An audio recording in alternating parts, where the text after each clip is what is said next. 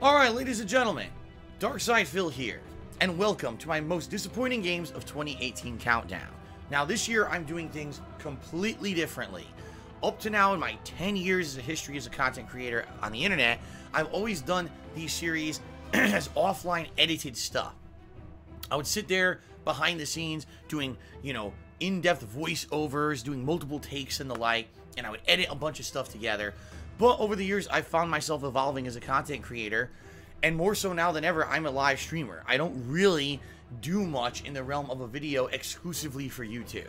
Alright, so what I've decided to do is to completely change my year-end series this year and make them much more interactive. Right now, I have a live streaming audience watching me live on Twitch, and as I'm doing this, they're going to be reacting to all of the games that I've chosen to be into my countdowns this year. And you're going to see there's going to be interaction where people are possibly going to be contributing to the streams. There'll be pop-up messages, and between each numbered entry in these countdowns, I'm going to be interacting with those in stream chat to get their opinions and to do a little bit of back and forth. So, yes, it's going to be similar to how it previously was, except it's not going to be offline edited.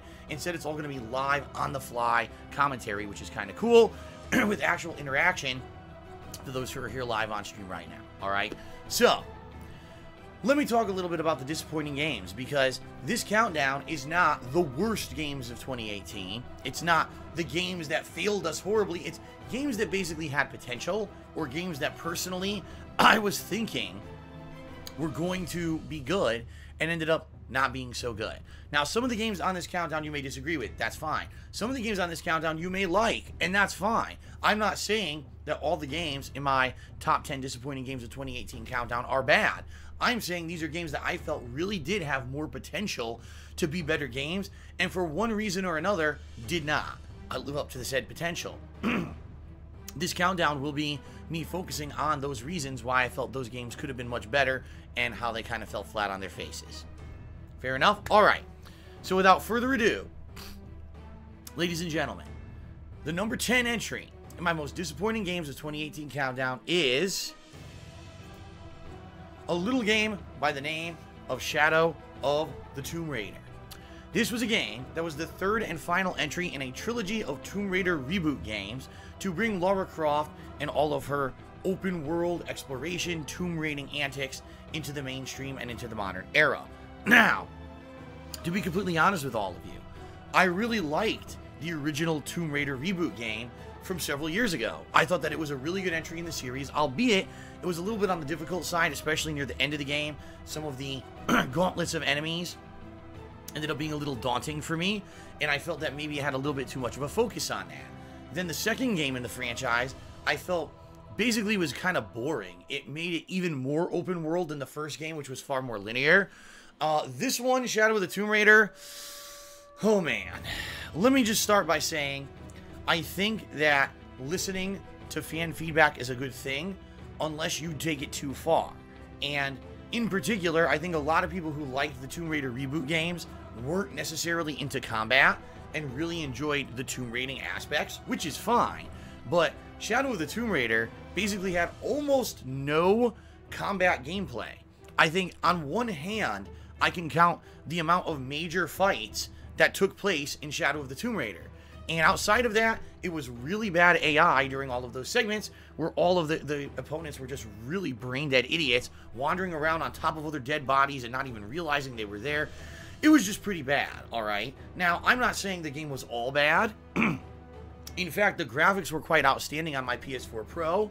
And the best parts of Shadow of the Tomb Raider were definitely the parts of the game where you were doing exactly what the namesake says, raiding tombs. Trying to go around a tomb and solve puzzles, figure out ways to get to loot, get upgrades for Lara that allow her to be a better character. All that was great. However, whenever it got back to one of the combat parts of the game, it really fell flat on its face. In addition to that, the story of Shadow of the Tomb Raider was absolutely ludicrously just over-the-top silly. The world has a bunch of calamities happening because Lara accidentally took a piece of loot out of a tomb. And what's funny is the story never really follows up on this. Like, for half the game, Lara's feeling guilty about taking this piece of loot and supposedly causing all these calamities, but no calamities are happening. So, really honestly, this was the worst outing in the entire trilogy for me. Not to say I didn't enjoy playing it, because I did. Like I said, whenever I was in a tomb searching around for, you know, some kind of a puzzle or a piece of loot, it was really fun. But outside of that, the other 50% of the game really was disappointing, and I felt that this game could have been a lot better. In fact, this was pretty poorly reviewed by most people, saying it really is the worst game in the trilogy. It's a shame, because this was supposed to be the big finale to the reboot trilogy, and in my opinion, you know, it ended up making the actual trilogy look bad. If you really just want to play a Tomb Raider reboot, just play the first game and ignore the next two, and you'll probably have this series in a much higher regard, because it actually went downhill the further that they went into these and made more. So, Shadow of the Tomb Raider, a pretty disappointing entry for me. Alright, so, I'm actually looking at what people are saying in the stream chat, and in general, most people are saying the face cam ruins it. Nothing I can do about that. As you guys know, I'm a live streamer now, so everything I do is live streamed with face cam. There's no way to edit out the face cam showing you my own gameplay footage of a game, okay? But in general, I think most people are actually agreeing with me, and a lot of people here are actually saying the game might have actually been held in a higher regard if we didn't have so many other higher, better games this year. And I agree. What I've seen in recent years is the games that make to my most disappointing games countdown in previous years might have made it to my Game of the Year awards. You know what I mean? But as the quality standards of games improve every year, you have a higher judgment scale. And so, even though Shadow of the Tomb Raider 5 years ago may have been Game of the Year potential, in 2018 it was just kind of meh. You know what I mean? And that's always going to happen. Okay? Alright, so let's continue on with the most disappointing games of 2018 countdown. My number 9 entry is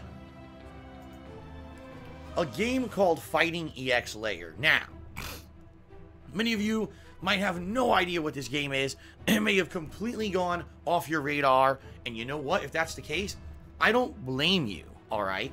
Let me give you some background so you even understand what this game is, alright? Back in the 90s and early 2000s, there was a game developer by the name of Arika.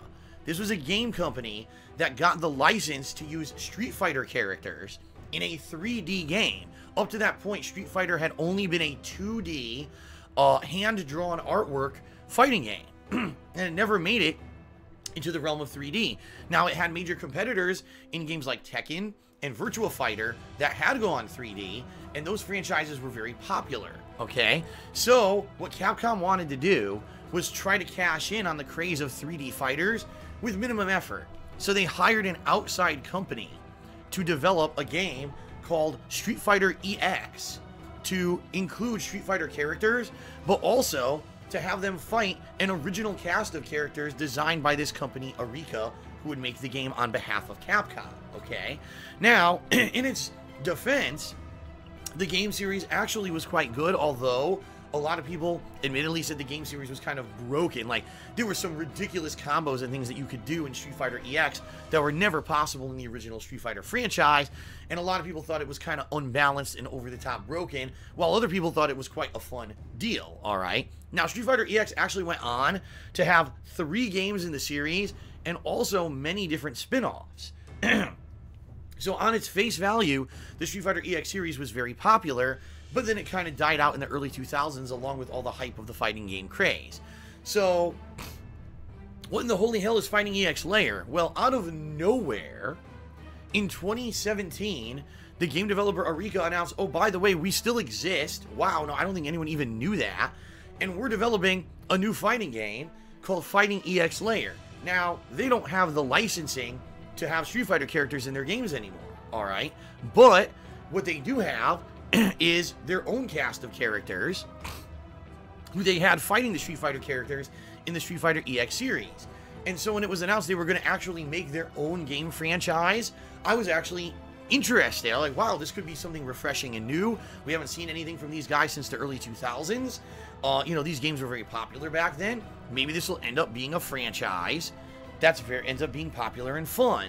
Sadly, Arika did something horrible. What they decided to do was, instead of this having to be a straight-up 2D, you know, fighter with 3D graphics, they put in these things, as you can see at the bottom of the screen there, that basically are different, in Street Fighter they'd be called isms or grooves, And what it basically means is you can create a class for your character that has special abilities.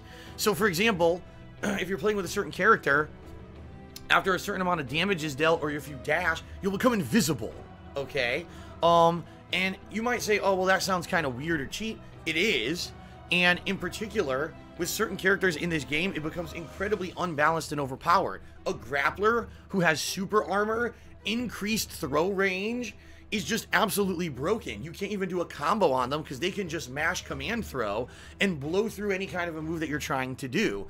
So in essence, what ended up happening with fighting AX Lair was because they were trying to be different, they created an incredibly unbalanced and actually broken and unfun game that after you played for a few hours and you realized the entire game was based around these isms or grooves, it ended up being not fun to play anymore. So I actually played the game for about a week and absolutely hated it, okay? I was so disappointed by fighting EX Lair that I never went back to it. And the game had free DLC, free characters that they actually added to it.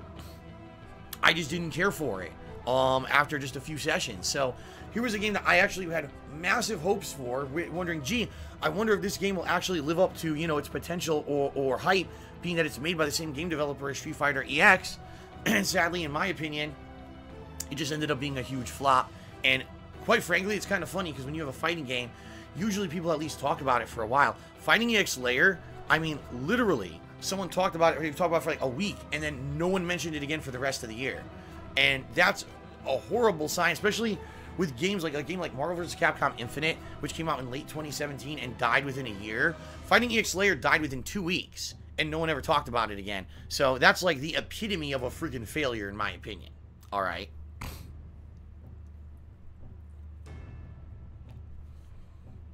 Dude Frozen says, I can't even remember this game. I know, do you even remember when it came out? The only reason I remembered Fighting EX Lair is because to do this countdown, I went to the history of all the playlists that I uploaded to my channel this year on YouTube. And I looked through, I was like, oh my god, I forgot this game existed. Man, that game was a flop, right? So I was like, damn, I was able to remember it that way. But you don't even remember when it came out. That's how what of a non-existent entity this game was. I can't even imagine how many people bought this game, right? The other thing was, I think the game was like pretty expensive for what it was, you know, limited character selection and everything, and they charged like $40 or something like that. I think you could have paid a full $60 to get like 2 additional characters, which is a complete ripoff. So bottom line is, sadly the game flopped. No one even plays it anymore. There's no tournaments for it. It's basically just 2 thumbs down. A big disappointment for everybody, okay? All right, so continuing on. Number 8 in my most disappointing games of 2018 countdown. That's right, ladies and gentlemen. It was a throwback playthrough that I did because 2018 actually was my 10th anniversary as a content creator for the internet. And I wanted to go back and replay some of the games that I had played from my original run on YouTube back in the day. And actually, one of the games that originally was the first game I had reviewed ever was Faction Guerrilla, okay? So when they actually announced that there was going to be a remastered, or excuse me, remastered version, because they had to do a pun because the game takes place on Mars, of this game released during the summer of 2018, I said, this is the perfect opportunity for me to re-experience a game that was originally one of my big playthroughs on YouTube that not only I enjoyed playing, but I enjoyed reviewing, okay? Well, ladies and gentlemen, sadly, this game is no Resident Evil 2 when it comes to a remastered remake. This game was not remade at all. As you guys can see just by looking at the graphics here, all they basically did was a very minor graphical, upgrade. The graphics aren't much better than they were 10 years ago when I played this game on the Xbox 360. And sadly, the game still suffered from all of the annoying problems that it had many, many years ago. Number one, the loading times of this game were astronomically large. I'm talking sometimes it took up to 2 to 3 minutes just to load between one map or another. That's insane in 2018. If you're going to resell a game, you at least have to optimize the engine. It's quite obvious they didn't do that, especially with my second major complaint. A lot of the times playing this game, especially when there's a lot going on the screen, the frame rate would absolutely dip and drop, and sometimes the game itself would crash. And by the way, this took place again in the original game back, you know, almost 10 years ago. So if you're going to sell a remastered version of the game and claim you've upgraded it for modern consoles, you have to do more than just port it so that it works on that console and do a minor resolution upgrade. You have to actually do significant improvements. The other sad fact is that, you know, they sold this game for a pretty decent amount. It wasn't like it was 10 or 20 bucks. I believe it was either like 30 or $40. And the fact that they're selling it for that price tag, yet they didn't make any real improvements to any of the issues that were present in the original game, in my opinion, is just a huge ripoff.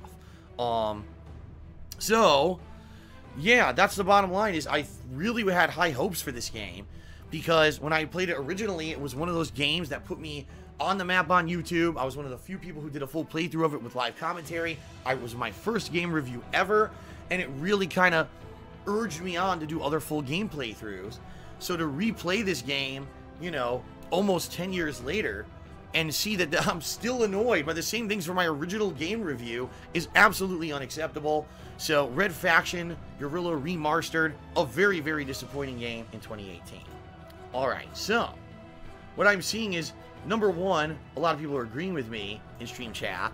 But number two, some people cannot believe how expensive it was. And I agree with you. Again, if you're going to have a remastered version, you'd best have it either priced at a discounted rate if you're not going to do significant improvements to it, or actually have significant improvements. Like I said, Resident Evil 2 coming out in just a couple of weeks here. Oh my god, completely redone from the ground up. Even though, yes, it's the same basic gameplay and puzzles and mechanics, the whole game's been redone. New voice acting, new graphics, new gameplay elements. It's a modern game. That game was not. That was just quick cash grab to try to do some kind of a deal where maybe there's nothing going on in the summer and hopefully a couple people buy the game. So, pretty disappointing, right? That game is whack. I agree, King Gokin. Yeah, it was. And the other thing is, you know, the original game was very outdated. I mean, you could definitely see the game had old gameplay mechanics and things that in the modern era aren't so great. Back then, I remember, oh my god, I could use a rocket launcher or a gun to blow up a whole building and vaporize a wall. That was like really cool. Now in the modern era, that's like nothing, right? It's not a big deal at all. So it didn't. Not only did they not improve upon things that needed to be fixed if they were going to resell the game didn't even really age very well, and it just made it an even worse experience overall. Okay. All right. So now let's move on, ladies and gentlemen, to number 6. Actually, number 7. I did 10, 9, and 8. Number 7, most disappointing game of 2018. Well, however you want to call it, vampire, however you want to pronounce it. I'm not even sure how you pronounce it, because in the game they never even actually answered that question for you. Okay? This was a game from Don't Nod Entertainment, a company that previously had been known for games such as Life is Strange, right? So this game was totally weird that they were going to make an action-based RPG, and no one really knew what to expect besides it was going to have gothic horror, vampires, and gore, and monsters, and the like. This game I actually originally thought was going to be pretty good when I started seeing information about it, and I started, you know, reading about it and seeing video clips. It looked pretty good. But when the game finally came out, sadly, I hate to report, it ended up being a victim of identity crisis. Vampire doesn't know what it wants to be. It has a bunch of parts that by itself may be seen as good, but then when they come together to become a whole of a game, they're not very good, alright? First of all, it's an open world roaming game where you play the role of a guy who has just been turned into a vampire and is trying to figure out not only what his powers are and how he's going to survive, but also who turned him into a vampire and the like. And on its face value, that sounds good. But when you actually start playing the game and you realize that most of the combat and exploration of this game is really just a bad ripoff of the Dark Souls or Bloodborne franchises, that's kind of where the game starts to fall short. The combat of this game is very bad. It's basically rock, paper, scissors between having regular kind of melee physical abilities, having vampire abilities, and then having like special abilities based off of weaponry and the like, and gunplay and the like, and it's not very good. Again, it kind of feels like they were trying to copy Bloodborne, but in reality, it just ends up being very, very underwhelming, and a lot of times you just end up mashing buttons in order to get stuff to happen because it's just not well executed. Now, the other half of the game is talking to NPCs. And I like literally mean that. Half of this game is just talking to NPCs. That's all there is to it. It has the dialogue trees of games such as like Deus Ex or Mass Effect, where depending on what you say to people, you can unlock more dialogue trees. And the more you actually talk to people in Vampire, it'll unlock new dialogue trees and plot lines that'll actually give you more information. And the more information you learn about people, basically the healthier their blood becomes. So that if you feel like you want to feast upon their blood, you can. And if you do that, your character becomes much more powerful, and it makes the game easier to play. However, here's another gameplay mechanic that is really stupid. If you even drink the blood of a single NPC in this game, you get a bad ending. In order to get the best ending of Vampire, you have to go through the entire game never drinking the blood of any of the major dialogue-speaking characters, which makes the game incredibly difficult because you never basically got enough upgrade points to do anything significant, and so your character ends up being incredibly weak and very, very easy to kill by the end of the game when you're fighting bosses and stuff. So it just seems to me like this is a game that they have a bunch of interesting ideas, but when they put them together, it just doesn't work. In fact, my major complaint about the game is a lack of balance and lack of pacing. You'll have segments of the game where you're open world roaming and doing combat for like an hour, then all of a sudden you're doing dialogue with NPCs for 3 hours. And that's not a good game balance. That's very, very paced poorly, to the point where you're going to get bored of doing one or the other instead of having a good mix. And I think that if this game had maybe better management or a better director, maybe it could have ended up being a much better game. But overall, the combat is underwhelming and crappy. You know, the dialogue is kind of boring and way too lengthy. And the main gameplay mechanic of being a vampire sucks, because if you actually be a vampire, you get a bad ending. You could play this game for 20 hours and end up getting a shitty ending because you drank the blood of a single person. And if you actually suffer through the game never drinking blood, it ends up becoming a tedious chore because you're weak as shit by the end of the game. So, basically, it's a failure on all fronts. Vampire could have been good and could have been successful, but because of bad game direction, I really feel that the game sucked ass. Okay, then. Yep, Dude Frozen just says, this game could have been amazing. It ended up being very boring and felt like a game from 2010. Yeah, again, it did. It felt like this game, if it came out in 2010, people would have been like, wow, I was blown away. But because it came out in 2018, you know, we have all these other modern games that just do everything in the game better. You know, the dialogue trees are done better in Deus Ex and Mass Effect. The combat's done better in Bloodborne. So you have all the... And the one unique thing about the game, the drinking of blood to level up, makes you bad and gives you a bad ending. Like, everything is just bad. I'm seriously... And, oh, one other thing that I forgot to mention. The map is incredibly confusing. It doesn't actually have a good map to tell where you can go. So you'll end up wandering in circles, not knowing, gee, how do I get to this point to do the mission? There may be like a hole in a fucking wall you need to crawl through, a certain door that opens at a certain point in the game. You will never know that, and the game doesn't give you good waypoints. So you'll just wander this open world map for hours trying to figure out where the hell you're supposed to go, which I guess is padding. It extends the length of your playthrough, but at the same time, it's just incredibly frustrating. That happened to me at least 3 times during the course of the game. Not a very good game.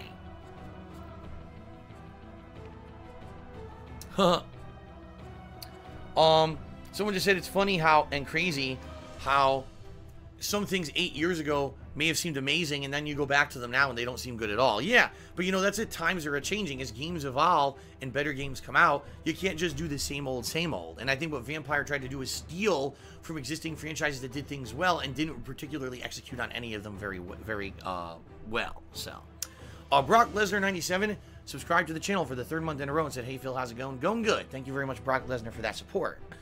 All right, continuing on. My number 5 most disappointing game of 2018 is... That's right, ladies and gentlemen. Oops, I skipped one. I skipped one. I told you guys I was gonna make some mistakes. My number 6 most disappointing game of 2018 is PUBG. That's right. Now, I'm not saying PUBG overall. I'm not saying PUBG on PC. I'm saying PUBG on the Xbox One is the number 6 most disappointing game of 2016 or 2018. And you might say, why PUBG? Did not come out in 2017. It did. However, PUBG came out in late 2017. Only for about 3 weeks could it be played on Xbox One. The majority of its life cycle took place in 2018, okay?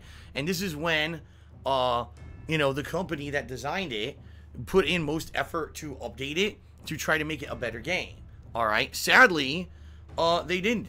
And I hate to say this, but on the Xbox One, PUBG was pathetic. Awfully loading textures, terrible pop-in, really, really bad frame rate, and just absolutely garbage gunplay. For the battle royale genre, PUBG may have been an innovator, but little to no effort was ever put into this game to perform well on the Xbox One.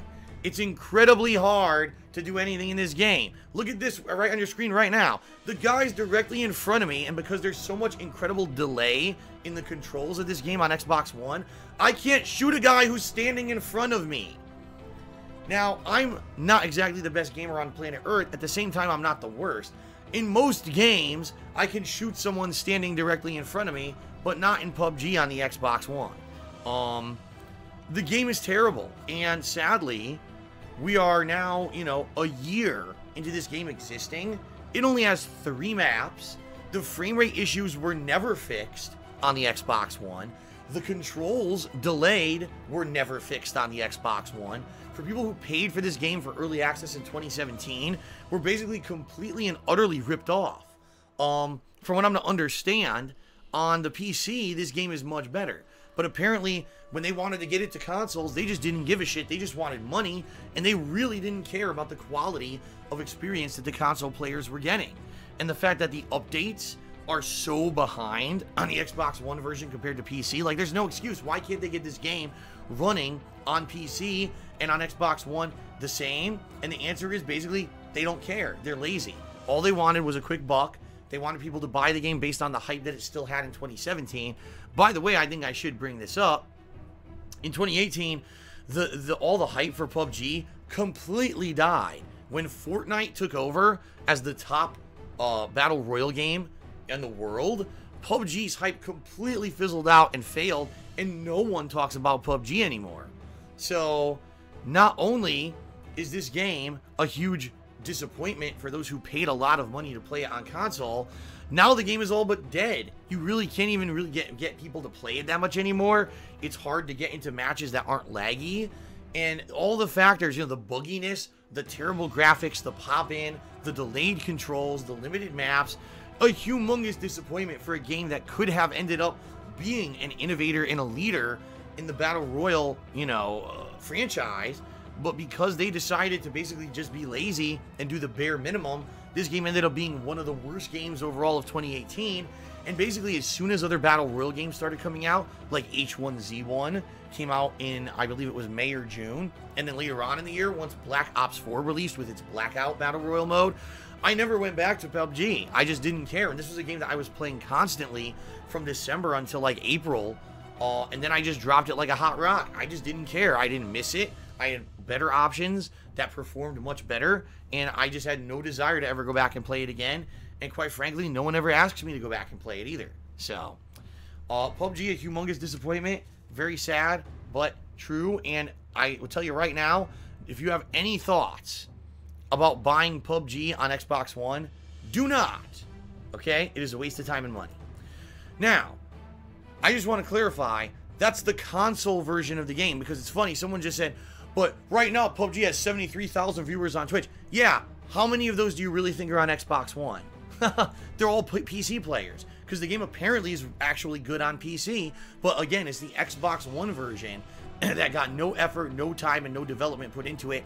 The people like me who bought that game got the shaft, while people who have the PC version apparently are actually enjoying it, so. Okay, shout out to StillStream42, who subscribed to the channel for the 3rd month in a row. And shout out to Atreyu788, who also just subscribed to the channel. Thank you guys very much. Alright. Sorry for that little bit of a spoiler, but now we're going to go to number 5 most disappointing game of the year. Oops. I jumped the gun a little bit there. The number 5 most disappointing game of the year is Darksiders 3 for me.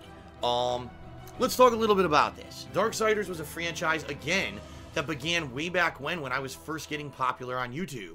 and it was actually like one of my earliest game reviews that I had ever done. And I really did enjoy the Darksiders franchise. The original game itself felt like an adult-oriented version of Zelda with a lot of exploration, puzzles, and the like, and stuff that made it really interesting. However, when the second game came out, I actually felt that the series actually kind of degraded a little bit in quality. It seemed like it had more of a focus on more modernized combat, and I don't know, like, it just didn't seem like it had as many puzzles or as many interesting things going on in it as the first game. And I actually liked Darksiders 1 much better than Darksiders 2, okay? Now, Darksiders 3 took a long time to develop because THQ, the developer of this series, basically went out of business, and ended up getting sold off and shuffled around with various different owners over the years. So this game kind of was in development hell for a while, so I can understand a little bit why the game may not have been as good as it should have been. Alright, but the bottom line is there's a lot of things about Darksiders 3 that I actually really like.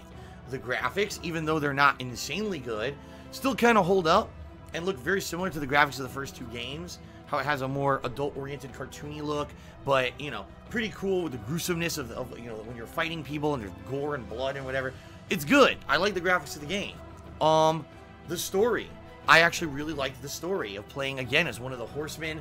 And, you know, there was a big mystery going on of who was behind trying to screw up Earth with letting the apocalypse happen early before it was supposed to happen and the like. It was really cool. The open world exploration and puzzles were a highlight for me.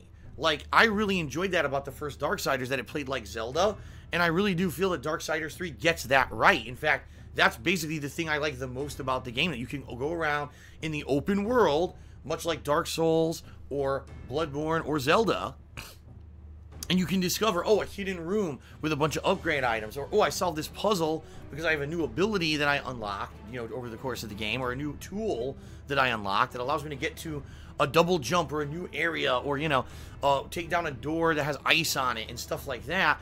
And then you find all these new upgrade items or whatever.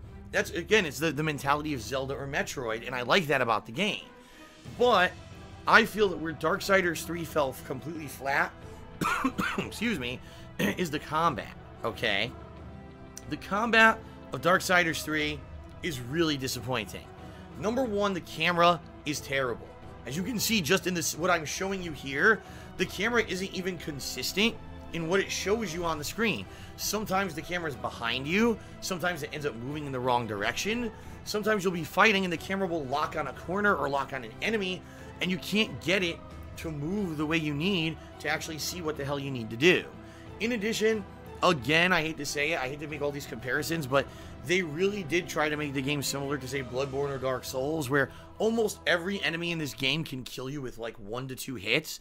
It wasn't like that in the previous Darksiders games, and I don't understand why they did that with this game, besides the fact that, again, they were just trying to blatantly copy the game engines of other games. And all it ended up being was incredibly annoying, because when you're playing a game like this and you want to get into the free flow combat, man, I got this cool chain whip and I can throw it around and hit a bunch of enemies around me, and I want to build up a big giant combo, and then one enemy runs up that's just a normal humanoid enemy and punches you twice and you die. You're like, what the holy hell happened here? I'm supposed to be one of the 4 horsemen, this super powered being to bring the apocalypse to Earth. I'm supposed to be able to bring chaos and violence and all kinds of things. Why in the holy hell am I so goddamn weak in this game?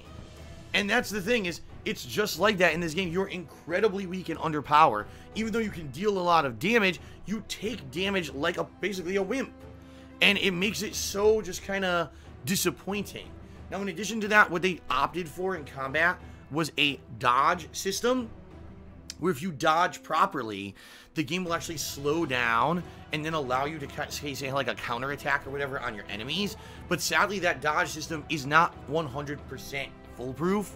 Sometimes you'll go to dodge and you'll dodge one direction, but then an enemy that's off camera, as I said, because the camera's so bad, will hit you anyway. Sometimes you'll dodge and the enemy will have an area of effect attack that'll still hit you.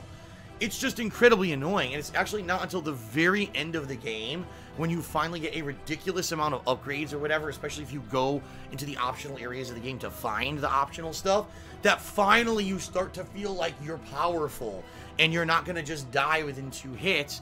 It takes a long time to get there, though. Okay? Overall, this game ends up being pretty underwhelming and a disappointment, especially those who are fans of the first 2 games. Although I'm certainly not saying it's a bad game. I actually really enjoyed playing it. But for me, every time I had to fight, I was like, oh god, here we go again. But every time that I was exploring, or there was a story element, or there was some new puzzle to solve, I really enjoyed myself. So I kind of felt like it was a dichotomy between a thing that I really liked and a thing that I really hated. And that's really a disappointment. If they had gone for a different kind of combat engine, maybe more similar to Darksiders 1, I think this could have been one of the best games of the year. But because they blatantly copied a combat engine that was trying to emulate what From Software has done and ended up not being as good as any of that, it ended up being pretty disappointing for me and ended up being one of the most disappointing games of 2018. Alright. Again, a lot of people seem to agree with me, although some people say I'm too harsh and I shouldn't compare everything to Dark Souls. But these comparisons need to be made, because that's exactly what they were trying to do with that game. They were trying to make it like Dark Souls with the combat, so that has to be brought up. No, it wasn't Dark Souls, but at the same time, if I play Dark Souls, I have a better time. You see what I mean? Dark Souls does it better. Stop trying to copy other games. If they had been more innovative or more original with what they were doing instead of copying what others had done, that game would have ended up being a lot better, in my opinion. Okay. Goldry Bluzco cheered. He says, what are the toilets like in PUBG? I wouldn't know. And Insomniatic Meat did a 200-bit cheer. Thank you, Insomniatic Meat, for that 200-bit cheer. I appreciate that. Okay.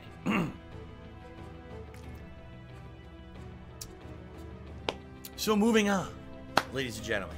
My number 4 most disappointing game of 2018 is... Well, I don't think this one is a surprise to anyone. I think everyone expected to see this one on my countdown. We Happy Few. And just before I even start to talk about the game, all I want you to do is just look at this video footage for a couple of seconds. So this is on the Xbox One. This is a game that I bought early access years ago. And I had it, you know, on the Xbox One. Because of that, I bought it for a really discounted rate. I believe it was only $30. It is a full retail game, but I got it for only $30 because I bought the early access for it years and years ago. But just take a look at this game. The frame rate is atrociously bad. And it's a shame, because if you actually look at the quality of the graphics, they're not so bad. You know, the lighting, the detail is actually quite good. But I'm not exaggerating when I tell you almost the entirety of the game runs like this. This is not acceptable. And the bottom line is, We Happy Few is a game with a really interesting premise. You know, what would have happened if during a certain war, a different group of people actually won and took over the world? What if an entire country like Great Britain was held was held under kind of this mind control induced through drugs? And what would have happened if it was a totalitarian state, where if you even had like an independent thought outside of what you were being told to do, would turn into, you know, some kind of crazy disciplinary reaction, maybe even being incarcerated, maybe being forcefully, you know, brain fried. You know what I mean? Like, it's just a crazy kind of a thing, like a really Orwellian kind of a premise that's very interesting. Okay? And the game plays very similar to games such as like Thief or Deus Ex, where you're going through an open world and you need to constantly be looting items in order to maintain your health level and things like that. You have to be eating food and whatever. There's also the ability to take the joy pills, which is the drug of the people in the game that lets you basically be happy all the time. And it's fun when you take the joy and everything looks all happy and good, and then when the joy wears out and you can actually see the things that looked all happy and good are actually really shitty and falling apart. You know, people aren't eating cake, they're eating a dead rat. That's pretty gross, and that's a good, interesting premise on paper. But sadly, when the game came out, it ran so poorly that it was very hard to see past the insanely choppy frame rate. And it sucks, because the game, in my opinion, was good, had a good plot. A lot of the missions were interesting. I really compared this game to, say, like Fallout. I actually felt like I was playing a new Fallout, but it got so bad, okay, with how the game performed on the Xbox One that my viewing audience actually told me to stop playing it. Now, I was actually saying, well, I'm enjoying it. And they're like, no, we can't watch this anymore. Like, I'm getting a headache watching it because the frame rate is so choppy that until they, until this game gets fixed, we don't even want to see it anymore. And the bottom line is, eventually the game developers did patch it, but it was so late. It was almost like a month later by the time that they had actually fixed all the performance issues. No one really cared anymore. This game actually was released fully in August of 2018, and by the time they had fixed all the performance issues, it was already into the hardcore gaming season where all these new hot games like Spider-Man and the like were releasing, and no one really cared about We Happy Few anymore. So, seriously, talk about a game that had massive potential, okay, that could have been one of the best games of the year if only when it finally released, it actually had been optimized and performed well. But instead, the game was released completely poorly optimized, ran like shit. I don't know how we're still making these mistakes in 2018.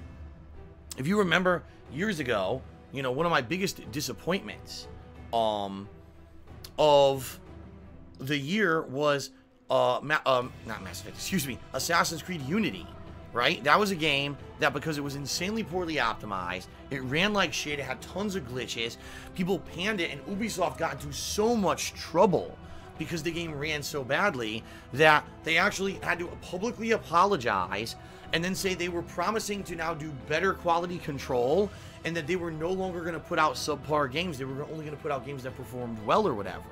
How on earth can you make that same mistake with a game like this? A game that's original, has a fun premise, interesting characters, good story, and what seems to be a good missions and gameplay structure. But sadly, because the game runs like shit, most people hated it and ended up completely bypassing it. It blows my mind that they thought that this game was going to sell well when it ran so poorly.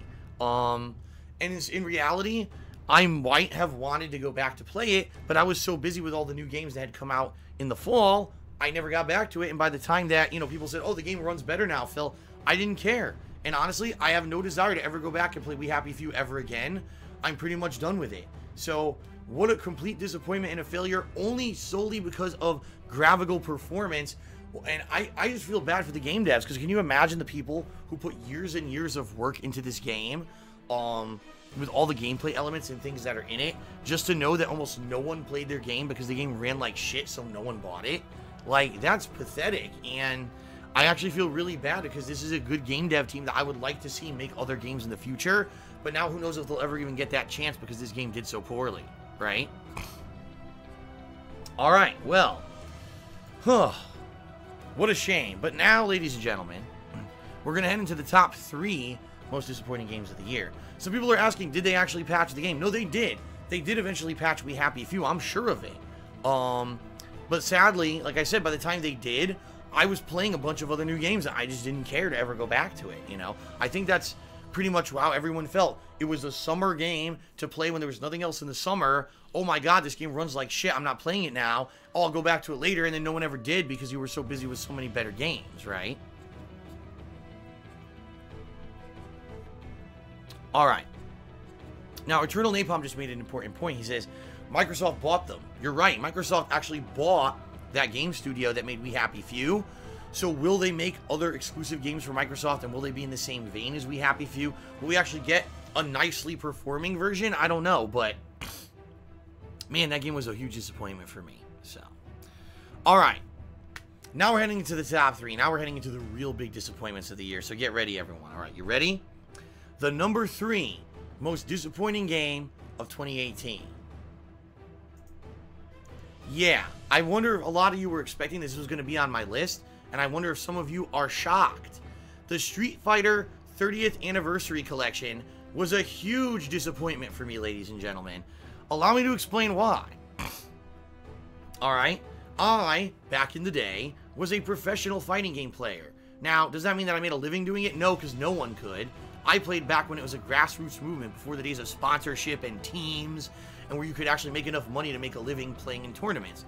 But I was a high tournament level player, and I know what I'm talking about when it comes to Classic Street Fighter. I've been waiting for a version of Classic Street Fighter to come out that apparently is authentic for years. And when it was announced that this anniversary collection, celebrating the 30th anniversary of Street Fighter II, would have all of these different versions of the game in them. You're going to have Super Turbo, you're going to have Hyper Fighting, you're going to have Street Fighter 3 Third Strike, and you're going to have Street Fighter Alpha 3. And they're all going to be arcade perfect ports, okay? With all the features you want, like training mode and all of that added to them. I was very excited. I was super excited. However, you have to wonder how much quality is actually put into a product when Capcom, the makers of Street Fighter, didn't make this collection. That's right. They hired a third-party company to make this game for them. They couldn't even be bothered to make the game themselves. They had to hire a third-party company to make this collection for them. That's pretty bad, all right? I mean, that's pretty lazy, and it basically shows in the collection, because if you're a high-level Street Fighter player, all of a sudden you're going to start to notice things. And say, wait a minute, I'm playing Super Street Fighter 2 Turbo, the game doesn't seem to be running at the right speed. The game's actually running way faster than this game ever was in arcades. Why is it so much faster in this collection? Okay, you're going to start to play online and realize the connections ain't so good. And in particular, in a game like Street Fighter 3 Third Strike, where you absolutely need the best online connection to get parries, the game isn't great. Is it absolutely terrible to the point where it's completely unplayable? No. But when the whole premise of you reselling this collection is you're going to get arcade perfect ports, and just on face value you lied, it's not arcade perfect, the speed is wrong, you've already failed, okay? And it's sad because I really wanted to have fun with this collection, and in reality, when I did I did a history of Street Fighter video series where I went through every game in this collection, and then I also did a Master Run challenge where I played every game on the hardest difficulty and tried to beat it, legitimately, without cheating and stuff. And I did that, and I actually enjoyed doing that.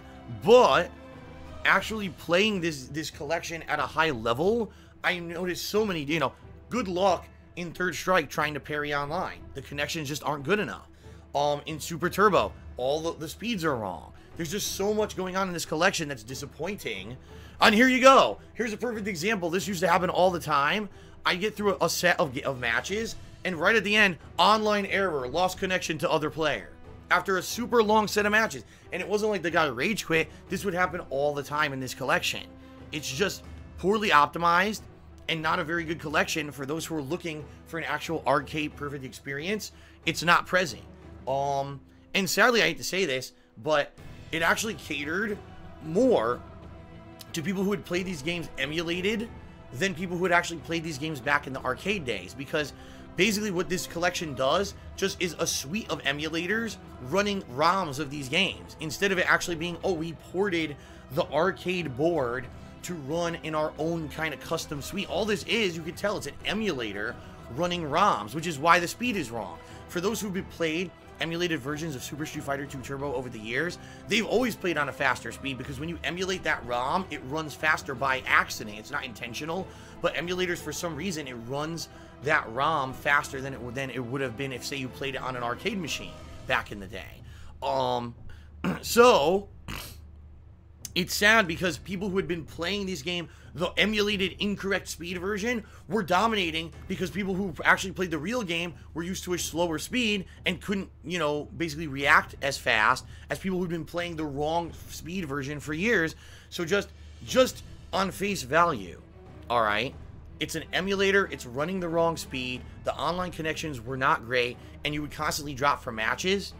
The collection was a failure, and it sucks because I'm a huge fan of classic Street Fighter, right? And right now I was like, man, I'm craving some Super Turbo. I'd love to jump into the collection right now and play it. There's no one playing it. It's dead.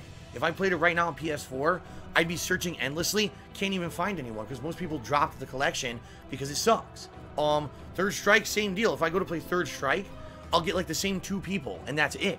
And that's sad. It's a game collection. You would think this is the quintessential classic collection. People should be playing this game for years and years. Just to give you some perspective, when the Xbox 360 first released, Street Fighter 2 Hyper Fighting was released on Xbox Live Arcade. You could find people playing that game for 5 years. Like, I'm not exaggerating. Like, you could always find someone playing that game online and never have an issue.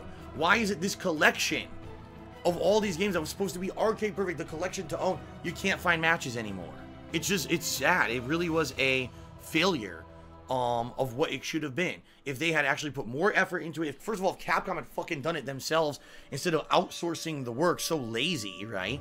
But if they had done it themselves, if they had put more effort than just a quick emulation and everything runs at the wrong speed, who cares? Don't ask any pros if this is the right speed or whatever. Just fucking port it and release it out there. Then they lie to all the people out there and say that they're arcade perfect when they're not. They were not arcade perfect versions of the games. Online connections are bad, constant dropping connections. It was like every like negative shitty thing you know, that could be possible. So for me, a huge disappointment. And in reality, what I've heard, most people who played these games on emulators on PC just went back to playing them on emulators on PC and you just kind of abandoned this collection and don't really care about it anymore. That's sad, okay? All right. My number 2 most disappointing game of 2018. Again, I don't think this is one that anyone is surprised at. This was actually a game that I had a lot of anticipation and hype for, and ended up being a stinky dud for me. State of Decay 2, everybody. Now, if you guys remember, years ago when State of Decay 1 was released, it was kind of like a diamond in the rough. I don't think anyone was really expecting much from State of Decay 1. No one had ever heard of this game dev before or whatever. And it ended up being this kind of digital-only title. Didn't even have a physical release at launch. And at the time, I'll be honest, zombie games were all the rage. But we had never had like a serious zombie sim. What we had were games like Left 4 Dead and the like, where it was like first-person survival.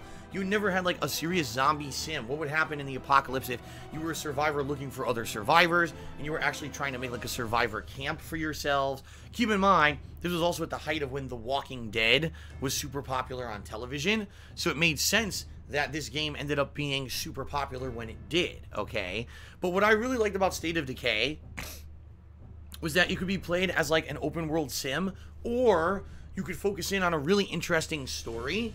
It had a bunch of characters and a plot line that took you to various new locations and environments in a map. And I remember, you know, it was a really fun. So you had to hijack a bus and drive it through a bunch of zombies and get to town hall to rescue the mayor and stuff like that. It was really cool. All right. Sadly, with State of Decay 2, they basically took like a million steps back. Allow me to explain. So first of all, the game added drop in, drop out co-op, and they were like, oh, this is a selling feature of the game. Now you could drop in, drop out and play co-op with your buddies. But the co-op feature was completely broken, because if you did co-op with your friends, you didn't get anything out of it. You didn't gain experience. You didn't get to keep any loot. So essentially, you were joining someone's game to help them survive and win, and you got nothing out of it. You didn't even get achievements for playing during a co-op session.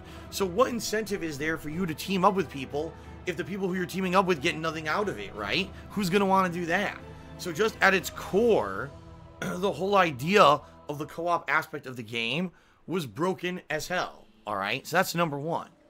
Number 2, because the game had a more co-op focus, they basically abandoned all of those fun story elements that were present in the original State of Decay, all right? In the original State of Decay game, it was very linear. You started out in a certain area, you had a certain group of survivors, you had to find more survivors, and then through a series of story-based missions, you advanced your base, you advanced the plot, you would get better vehicles, better weapons, better abilities, you would upgrade your habitat to have different things like a farm and things so you could be self-sufficient with food and protection and the like.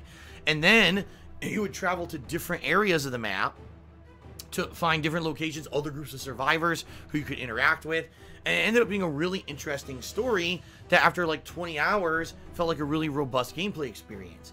State of Decay 2 is literally just the simulation aspect with none of the story. They've completely and utterly abandoned all of the story element that was really popular in the original game. Why they did that, I have absolutely no idea at all. It makes no sense to me, because that was my favorite part of the original game, was that the story was well done, and this game has no story to speak of, okay? And what it ends up being is an incredibly repetitive grind where all you're really looking to do is find resources and do mandatory upgrades on your base, destroy these really annoying plague hearts, as you're seeing on your screen right now. These are mandatory to destroy in order to advance the game. And when I say advance the game, all I mean is unlock the next repetitive goal for your camp. It's not interesting or fun. It's not like, oh, you've unlocked a new leg of the story. No, it's go do something else more generic and grindy. Go do something else more generic and grindy. So by removing the story element, they literally made this game 100% grind. And again, that's okay if you're teaming up with friends. I think that's what they were going for. Sadly, they kind of fell in line with this pattern of games like Destiny and The Division, where, wow, our game kind of isn't very good at face value or played alone, but if you team up with your buddies, there's a fun co-op aspect that makes it better. And I think that's kind of what they were going for, but sadly, they forgot that it was actually the story of the original game that made it good. And when you're only doing grinding repetitive shit, the game ends up being incredibly boring, and good luck convincing your friends to come play with you when they get absolutely nothing out of it. They're not going to get levels, they're not going to get loot, they get nothing. So what incentive do they have to actually join and play with you, right? Zero. So, you know, this is a big disappointment for me, because the original game was far better than the sequel, and it seems like they didn't know what was popular about their original game. Instead, they just wanted to jump on a bandwagon and say, oh, well, the co-op bandwagon is the bandwagon to be on right now, so let's just make it all about the co-op, instead of actually thinking about what can we do to improve our game and make it better than the original. They took 10 steps back instead of 2 steps forward. So I did a whole playthrough of this game, and by the end, I felt so underwhelmed, and I never went back to it. The game actually had free DLCs, and I had actually bought the season pass because I felt I was going to want to do all of the expansion content because I liked the first game so much. I never went back to it at all. I never played it again after my first run. Both myself and my stream viewers were so bored with this game that I never bothered going back to ever play it again. So, pretty disappointing. From another game developer, much like the same people who made We Happy Few, this game studio was also bought out by Microsoft this year. So it's kind of funny, we're talking about all these Microsoft exclusives that ended up being really disappointing. You know, We Happy Few, State of Decay 2, and then Microsoft ended up buying those game studios, even though their games were lackluster and shitty and not very good this year. So it's funny because all this year, Microsoft was touting, we've bought all these game studios, we're going to have all these great first-party games. Like, but wait a minute, the game studios you bought put out terrible games this year. So what confidence does this give me that if I buy an Xbox One, that in the next few years there's going to be good games? It actually doesn't. It actually does the complete and utter opposite for me. So, State of Decay 2, really disappointing. Should have been a lot better, and it's a shame that it was as bad as it was, and that they went down the pure co-op route rather than, you know, sticking to what made their first game good. Alright, ladies and gentlemen. Whew. So, why can't we be friends? Cheered. He says, why are Microsoft's recent exclusives such crap compared to Sony? That's what I mean. Like, look at this list. So far on this list, okay, 2, 3 of the games on my list actually are primarily like Xbox experiences or Xbox exclusives, and they're all bad. Like, and those are the major ones for this year, right? I don't know. So now it's funny because now we're gonna go to number 1. Gee, I wonder what the number 1 most disappointing game of 2018 could be. Well, ladies and gentlemen, it is, of course, Darksiders 3. No, I'm kidding. Of course, ladies and gentlemen, we all knew this from the moment I played it. The most disappointed, most overhyped game of 2018. We all know it. Let's all say it collectively together. That's right, ladies and gentlemen. Sea of Thieves. Yet again, another Microsoft exclusive title. At this point, some of the viewers may be saying that I'm just an Xbox hater or a Microsoft hater. I'm not. I'm just being honest here. Almost every single game that Microsoft put out this year that was an exclusive was terrible. Sea of Thieves is the penultimate disappointment because Microsoft put so much time and effort promoting this game over the past 2 to 3 years. Every E3, we got a big update about Sea of Thieves. And every year, this is the big one, guys. This is the one. It's going to change gaming. It's going to be an ongoing social experiment that's going to, you know, really be awesome. It's going to bring pirates back to the mainstream of gaming and all the like. Oh, my God. So, first of all, let's just get something straight. Sea of Thieves is not an unplayable mess. It actually runs pretty well on the Xbox One. Albeit the game has very cartoony graphics and not a lot of textures, so it's not like it's hard for it to run on a console to begin with. I think it was designed that way. Okay. But sadly, what I hate to say here is when you play the game, even though it runs fine, it's not fun.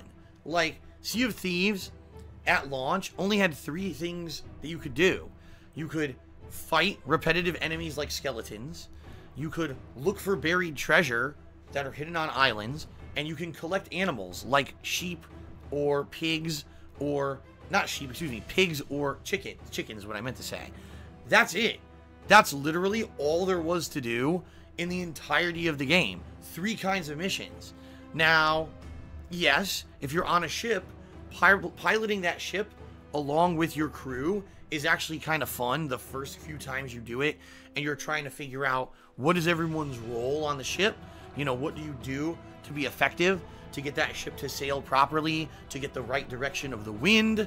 You know, you gotta raise anchor, lower anchor, you know, the sails have to be unfurled and the like. Someone has to steer. That's all kind of fun and good, and someone has to also be lookout. So it is really a cool team effort if you have a full team of, you know, 3-4 people all doing their various roles on the ship.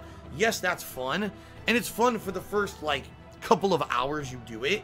After that, it just becomes, like, the commonplace gameplay of the game, and it's not really special anymore. So then you're gonna, well, what else is there to do in this game? Well, I've already told you. There's literally only 3 things to do. You know, fight generic skeletons, okay? Dig for treasure, or collect animals. And that's it. There's nothing else. The one other thing there was to do was there's a kraken who very rarely would appear during storms, and they couldn't even bother to render this kraken. All it was a bunch of tentacles with no body under the water, and you would just have to repetitively shoot cannonballs at the tentacles to get it to go away, basically, and that was it. There's nothing else to do. They touted these big naval battles in the game. They said, oh, when this game comes out, it's going to be amazing. There's going to be these crazy epic-style naval battles. When I played the game launch week, I only encountered 2 ships. And, I mean, in the entirety of the sea, I encountered 2 ships. They claimed it was going to be this big evolving world with thousands of players, right? No.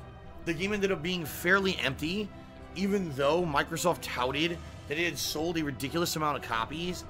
They blatantly lied, and that's another thing that I actually should say about the launch of Sea of Thieves that was incredibly disappointing. Microsoft basically wouldn't be honest about the game at all. They basically wouldn't tell people how many people actually bought the game, because what Microsoft didn't say in their sales numbers was that the Microsoft Game Pass program actually began when this game came out. Now, for those who don't know, Microsoft Game Pass was a program where if you do a monthly fee, you get unlimited access to all of the Microsoft exclusive games, such as Sea of Thieves, State of Decay 2, etc. So, most of the people who played Sea of Thieves never paid a dime for it. What they did, they signed up for the free month trial of Microsoft Game Pass, and then they got the game through the Game Pass for free for a month, played it a few times, said, wow, this game is a piece of shit, and they never played it again. But guess what? Microsoft counted all of those as sales. They actually counted giving the game away for free for a month as a game sale, when in reality it wasn't. So Microsoft claimed they had sold a ridiculous amount of copies of Sea of Thieves, when in reality, no one actually bought the game. It was just people getting a free trial, hating the game, and never going back to it. Alright? Now, here's the thing. I'll be very honest with all of you. The game had a lot of updates over the course of 2018. Apparently, they added in 2 or 3 DLCs that actually added in some interesting content and the like. But the bottom line is this, okay? When you have a game, it has to be good at launch. I'm sorry.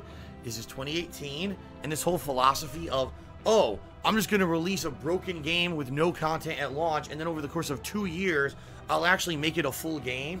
It just doesn't fly anymore, okay?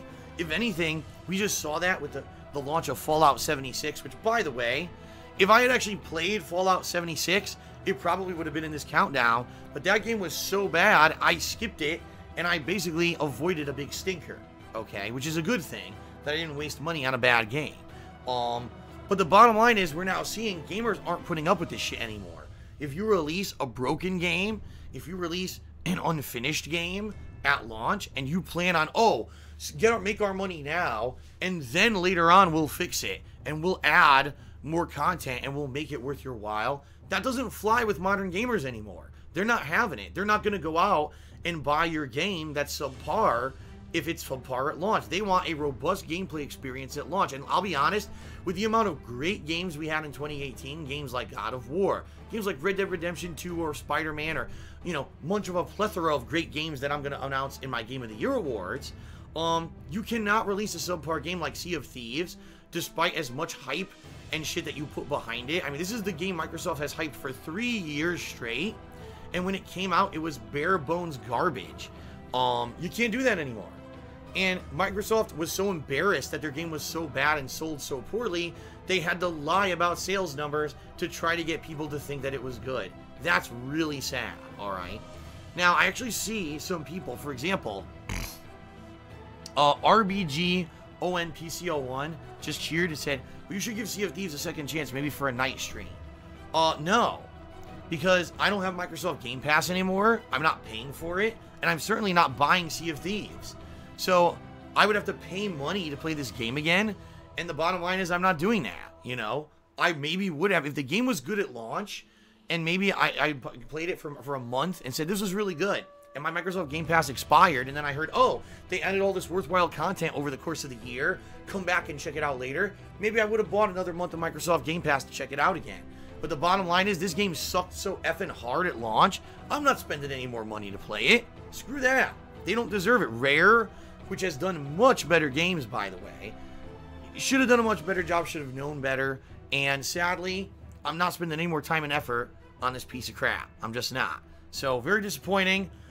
Sea of Thieves, #1, my most disappointing game of 2018. After all the hype, it did not live up to the expectations, okay? Kate cheers and Microsoft the ultimate scammers. I don't think they scammed anyone. They, again, it's kind of like a No Man's Sky situation. They promised the world, when in reality, everything that people were looking at was like, what you're promising isn't even what we're seeing, but we'll take your word for it, and then everyone just played it for free at launch and said, this game sucks, and never played it again. So I don't think they scammed anyone, but they certainly lied, okay? RBG ONPCO1 just cheered again and said, Game Pass is $15, you get a boatload of games with it too. That's great. Games I'm not interested in. Games like State of Decay 2, you know? Games that, We Happy Few that I already have. Games that I don't care about because they're not very good. So why, you know what I mean? Although admittedly, I did look into the Game Pass. If you like older games, like I believe you get all the Mass Effects and stuff like that, that's pretty good. So if you just want to pay $15 to play an old game rather than go buy it, I guess that's a good deal. Of course, keep in mind you have to keep paying that $15 to keep ownership of that game or rights to that game, or else you can't play it at a future date. Coral Guy just cheered. He said, Microsoft delivers Sea of Thieves for $60 to its starving fan base. A month later, Sony drops God of War for the same price. And that, ladies and gentlemen, I have to say, is an incredibly good point. Again, price point is key. If a lot of these disappointing games on my list were sold for $20 or $30 or $10, if they were sold for a discounted rate, then maybe they wouldn't have made it. Because I say, okay, you know what? Fair enough, the game wasn't very good, but it was only sold for 20 bucks. They weren't expecting this to be a full-blown AAA release, and therefore people shouldn't be disappointed. Alright. But sadly, all I have to say is they sold these games for full price. So if you sell a game for full price, you have to give a full-fledged gameplay experience. A lot of the games on my list did not, and I think that's one of the reasons why we say these games are disappointing, because you're telling me Sea of Thieves is as good of a game and is worth as much money as God of War or Red Dead Redemption 2? You're out of your mind. You're absolutely just lying if you think that game is as good as those other games with quality and the amount of gameplay, it's not. It's crap compared to that. So you can't charge the equivalent. You can't. And that's one of the major failures of games in the modern era. We're all selling for the same price, but we're all giving you drastically different non-scaled gameplay experiences. Goldry Bluzco just did 100-bit cheers. It's surprised we didn't see No Man's Sky on the list. Well, here's the thing.